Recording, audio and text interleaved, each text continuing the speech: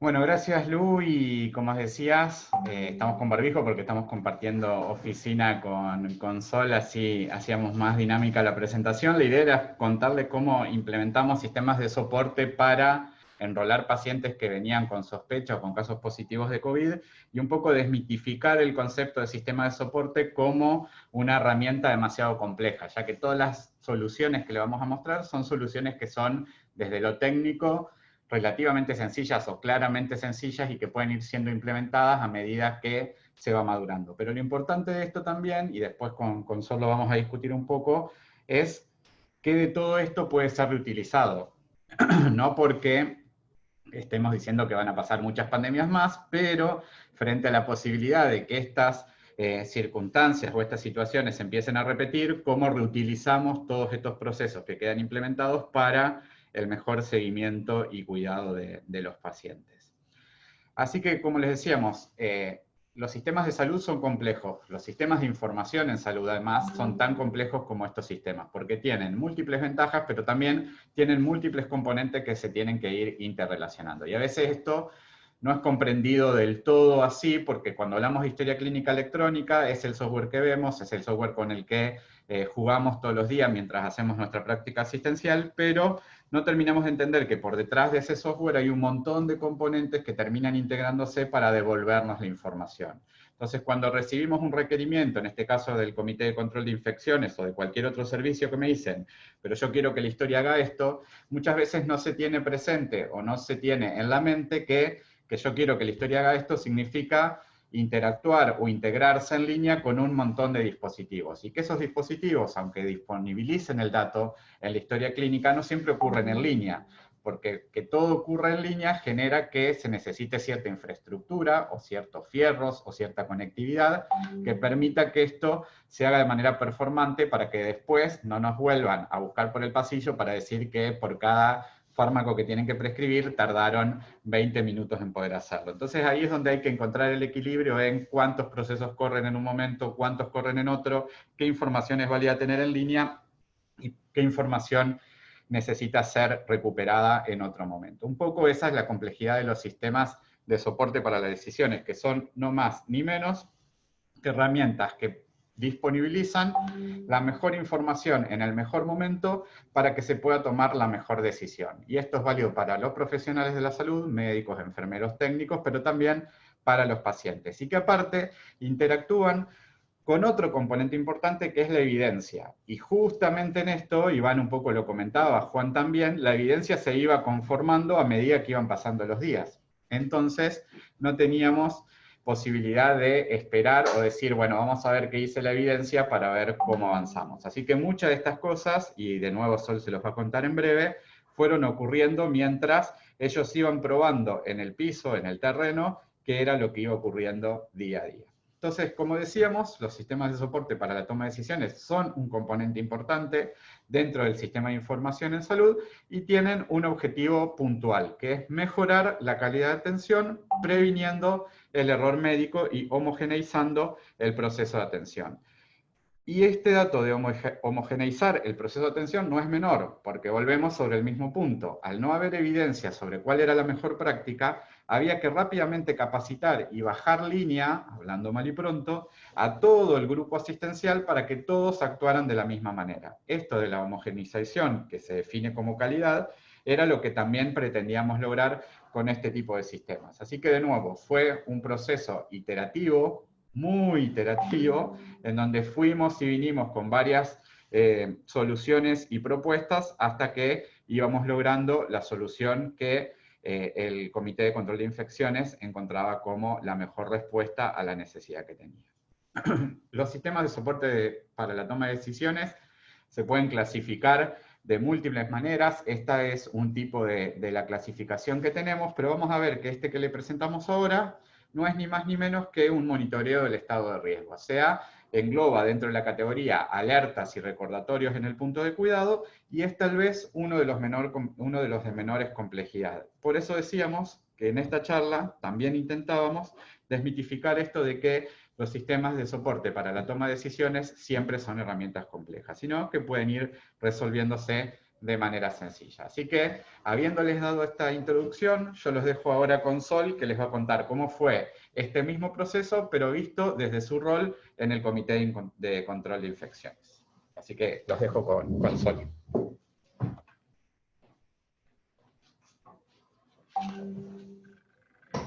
Bueno, muchas gracias, Charlie. Hola a todos. Bueno, la idea, si bien es hablar específicamente de nuestra experiencia con los logos COVID y sospecha, no quiero dejar de mencionar otros aspectos de la historia clínica que no son de mucha utilidad desde control de infecciones y que interactúan entre uno y otro e inclusive se retroalimentan, que son las fichas, los aislamientos, monitoreo y los logos. Bueno, con respecto a las fichas, la historia clínica cuenta con múltiples fichas, dentro de las cuales hay un grupo que son las fichas que nos sirven para reportar aquellos eventos de denuncia obligatoria infectocontagiosos. Estas fichas ya existían obviamente en la historia clínica, no están disponibles para todas las enfermedades infectocontagiosas, pero sí para las que manejan un gran volumen y son aquellos que saben utilizar, tanto la gente de epidemiología, la gente de virus, el Comité de Control de Infecciones, la gente de infectología. Entonces, digamos, cuando apareció el COVID, el SARS-CoV-2, fue un elemento que rápidamente se pudo transformar en algo para utilizar para la pandemia.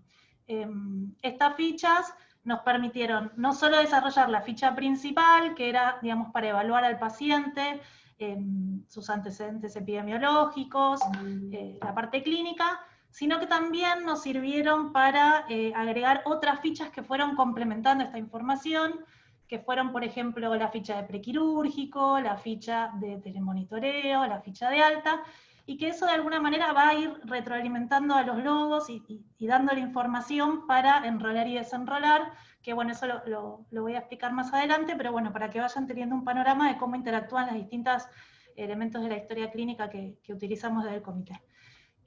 Otra cosa que surgió también durante la pandemia, y que la verdad que la recibimos con mucha alegría porque hace tiempo que la estábamos esperando, fue la parte de los aislamientos. Digamos, poder ver en la historia clínica apenas uno ingresa, las medidas de aislamiento. ¿Sí marco acá se ve? Sí. Sí. Acá arriba, que sería el equivalente al cartel que tiene el paciente en la puerta de la habitación. Permiten, digamos, rápidamente identificar qué medidas de aislamiento tiene y cómo uno requiere entrar a esa habitación, y complementan un poco a lo que va a ser el logo COVID y sospecha COVID, porque estos pacientes, por más que tengan COVID, también pueden tener otras enfermedades, y no quiere decir que todos los pacientes que tengan COVID puedan, no sé, compartir las mismas habitaciones, o puedan, digamos, tener las mismas medidas. Entonces eso nos ayudó bastante, la verdad que pasó un poco más desapercibido con toda esta vorágine de la pandemia, pero fue muy bien recibido y muy útil. Bueno, después tenemos la parte de monitoreo, que también nos sirve para organizarnos. Como ven, acá, digamos, se arman listas a partir de los pacientes con logo COVID y sospecha COVID, y eso nos permite ordenarnos, nos permite saber a dónde están estos pacientes, y algunos datos, bueno, clínicos, e inclusive, digamos, predecir qué va a pasar con esos pacientes. Así que bueno, todos estos elementos, junto con los logos COVID, digamos, interactúan entre ellos y nos permiten atender mejor a estos pacientes. Específicamente de los logos COVID, me parece importante contarles un poco de dónde salen los logos, porque, digamos, los logos inicialmente no fueron concebidos para COVID y sospecha COVID, sino que parten de lo que son los gérmenes multiresistentes. Los pacientes que están colonizados con gérmenes multiresistentes, acá donde está la flecha, tienen un cartel que indica qué tipo de germen multiresistente tienen. En este momento, y de acuerdo a nuestra epidemiología local, que bueno, va cambiando, tenemos distintos logos, que son logos de KPC, OXA, MBL, que son distintas bacterias con distintas resistencias bacterianas que requieren tipos de aislamiento especial, sobre todo de aislamiento de contacto. Son datos muy importantes para el manejo del paciente, no solo desde un punto de vista estadístico y para que nosotros desde el comité conozcamos la epidemiología, sino que también son datos importantes. Por ejemplo, si un paciente tiene una intercurrencia infecciosa y hay que poner un tratamiento empírico, es importante saber qué colonización tiene, pero además, no solo para los médicos, sino para todos aquellos que atienden al paciente, porque les sirve desde enfermería para ver cómo ingresar a la habitación, les sirve a los que hacen los traslados, para ver cómo trasladar al paciente, si el paciente tiene que ir a quirófano, un paciente con un germen multiresistente va a intentar atenderse en el último turno, si se tiene que hacer una imagen, digamos, el servicio tiene que prepararse para recibirlo, digamos, todo esto en el marco de prevenir que esos gérmenes multiresistentes afecten a otros pacientes. Y, bueno, digamos, se enrolan en el logo a través de un aplicativo que está, digamos, por fuera de la historia clínica. Vos, Charlie, corregime si uso alguna palabra técnica mal. Digamos, los pacientes en el Comité de Control de Infecciones tenemos criterios para incluirlos o no en las listas de los distintos gérmenes multiresistentes. Nosotros conocemos y actualizamos esos criterios y la capacidad de utilizar esta lista y de colocarles el logo siempre recayó en el comité. Digamos que, acá está. Uno lo puede buscar por medio del nombre y apellido o por el ID del paciente, y generalmente lo que estábamos haciendo entre todos estos gérmenes era colocar 1 a 2 logos por día, como mucho. Habría 30 KPCs por mes aproximadamente, y algunos otros gérmenes multiresistentes, y esto se hacía de manera manual, caso por caso, individualizado. Ahora, bueno, desde marzo de este año, y cuando bueno, surgió el SARS-CoV-2, como todos ya saben, el virus este nuevo es un virus muy contagioso, que no solo pone en riesgo a otros pacientes, sino que también pone en riesgo al personal de salud. Entonces, con esto en mente, y teniendo disponible este tema de los logos, nos pareció que era una buena estrategia utilizar esto para, digamos, marcar a los pacientes que eran COVID y sospecha COVID. Digamos, todo el hospital tuvo que reestructurarse, como todos ya sabrán, en torno a esta nueva enfermedad, y hubo que armar circuitos de pacientes COVID, de pacientes sospecha COVID, de pacientes no COVID, hubo que armar circuitos en la guardia, en internación, en ambulatorio, hubo que capacitar a muchísima gente para que aprendan a protegerse, para que aprendan a usar los equipos de protección personal, para que aprendan a atender a estos pacientes sin exponerse, para trasladarlos, para realizarles procedimientos, y todo eso necesitaba, digamos, de poder rápidamente identificar a estos pacientes para no generar exposiciones innecesarias. O sea, piensen que cada vez que un paciente era trasladado sin una identificación clara de que era COVID o de que era un caso sospechoso, existía la posibilidad de que se expongan otros pacientes, que se expongan familiares, el personal de salud, y había que hacer todo un operativo y ver si habían todos cumplido, digamos, las medidas de protección, y en el caso de que no las hubiesen cumplido, había que dar algunas bajas laborales, que en el momento en que más necesitamos que estén, digamos, todos aportando en el hospital, había gente que se tenía que ir 14 días digamos, a esperar a ver si desarrollaba o no síntomas, así que era muy, muy importante realizar esto. Y así fue como surgieron los logos COVID y sospecha COVID, que inicialmente se colocaban, al igual que los logos de gérmenes multiresistentes, de manera manual, por los miembros del comité.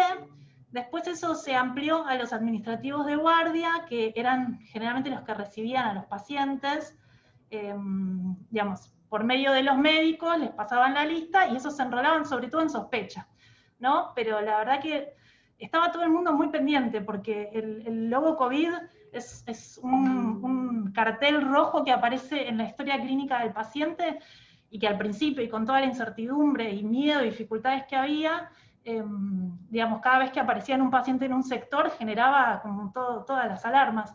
Entonces hubo que ir de a poco capacitando a la gente para que entendiera lo que significaba los logos, para que supieran cómo protegerse ellos como personal de salud y cómo atender al paciente. Pero bueno, se necesitaba que los logos se colocaran correctamente y que se colocaran rápido. Acá no les comenté, pero aparte de aparecer en la historia clínica, aparece, digamos, en otros aplicativos en el ADT y en la parte de imágenes para que todos, digamos, los que están involucrados en la atención del paciente lo puedan ver. Entonces, en un momento había mucha gente colocando logos, pero siempre de manera manual.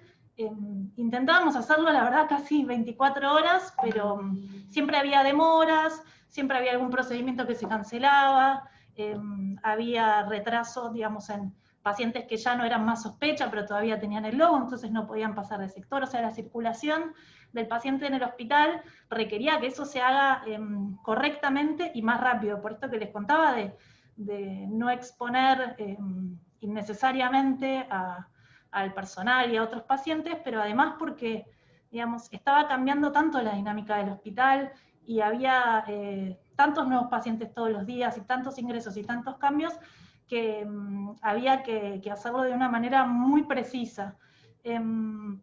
Así que bueno, así fue como, después de estar al borde del colapso, empezamos a pensar cómo hacer para que esto sea automático, ¿no?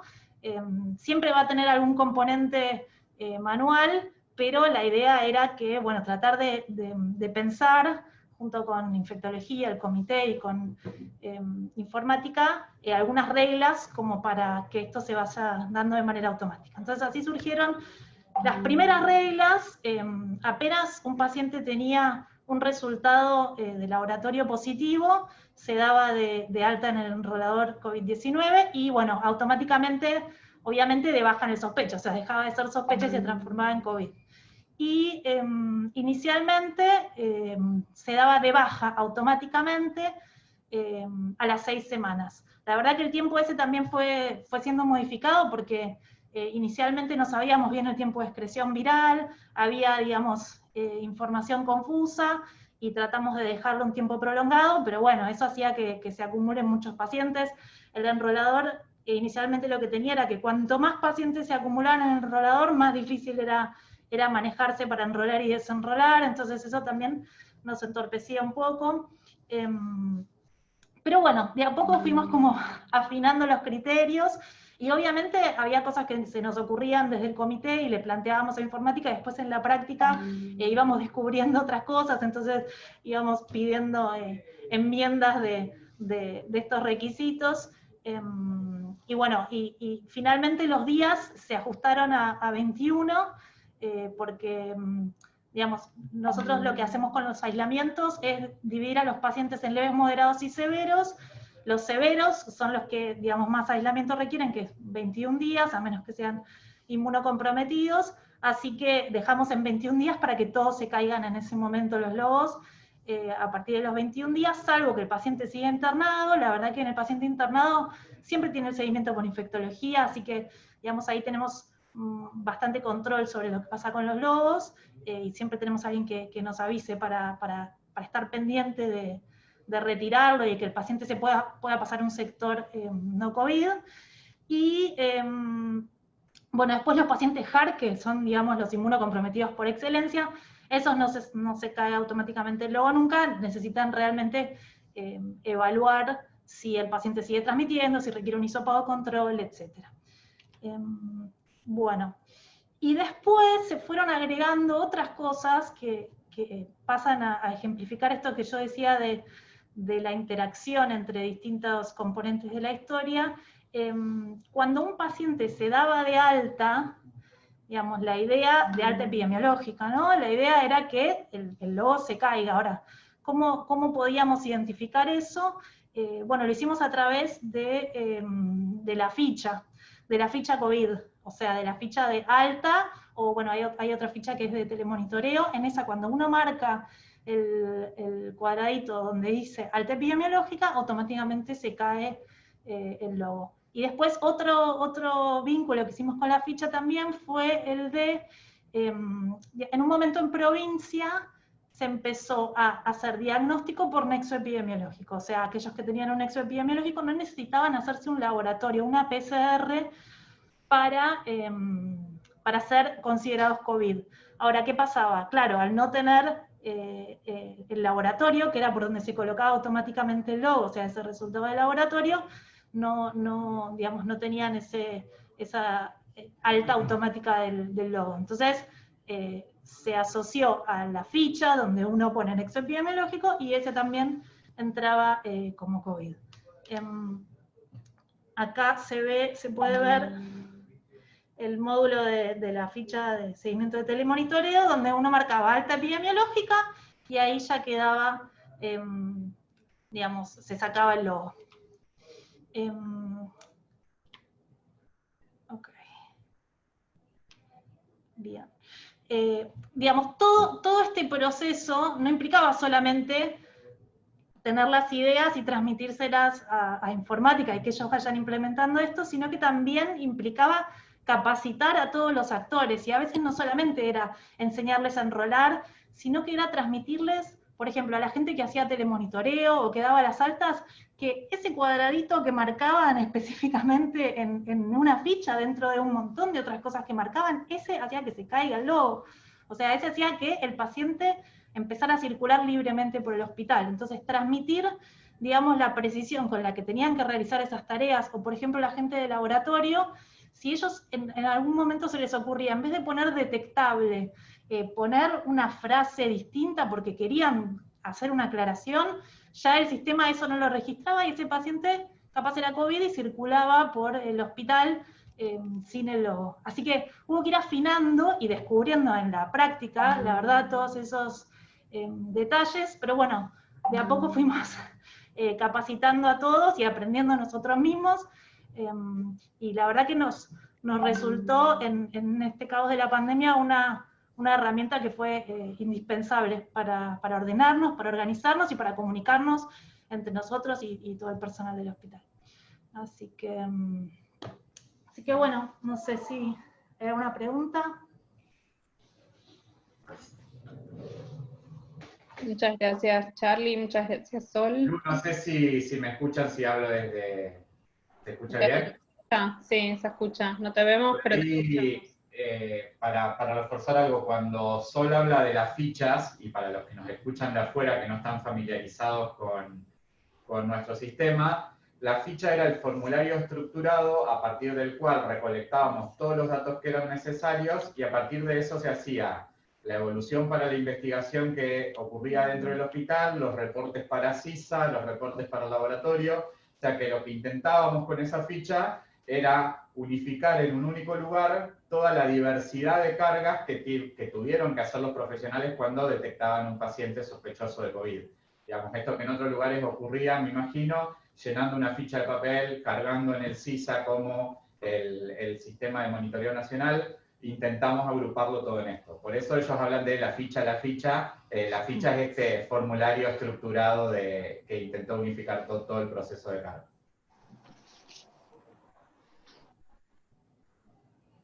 Perfecto. Bueno, ¿alguien quiere hacer alguna pregunta? Bien. Bueno, muchas gracias, Sol, muchas gracias, Charlie. Acá están preguntándose si implementó algún set de reglas operativas realizando el seguimiento de reortes de laboratorio o escalas clínicas de riesgo durante la hospitalización, de reportes de laboratorio o escalas clínicas de riesgo durante la hospitalización. No, o sea, no desde nuestras tareas del comité, creo que sí tienen un score que ya hablaron sobre no sé si justo el que pregunta vio la presentación anterior, pero sí se estandarizó un proceso de reportes de score de riesgo a partir de la modificación de lo que fue el News COVID. Debe estar Iván y Juan por ahí en la sala por si quieren profundizar en la respuesta, pero sí se empezaron a evaluar ciertos datos y se evaluaron datos en línea y se evalúan datos retrospectivos para el análisis de investigación. Hay un grupo específico de investigadores que son los que estuvieron a cargo del diseño de esta carga estructurada, de la famosa ficha, que lo que hacen es también investigar a partir de todos los datos que se generan. Y eso también está bueno comentarlo, porque este grupo de investigación recolecta todos los datos, y los investigadores después pueden obtener esos datos, obviamente con el protocolo aprobado, para hacer los diferentes estudios de investigación. Entonces, de esa manera, la cantidad de información que generan los investigadores siempre está integrada en la historia clínica y no empieza a haber bases de datos secundarias en donde se perdería un montón de información.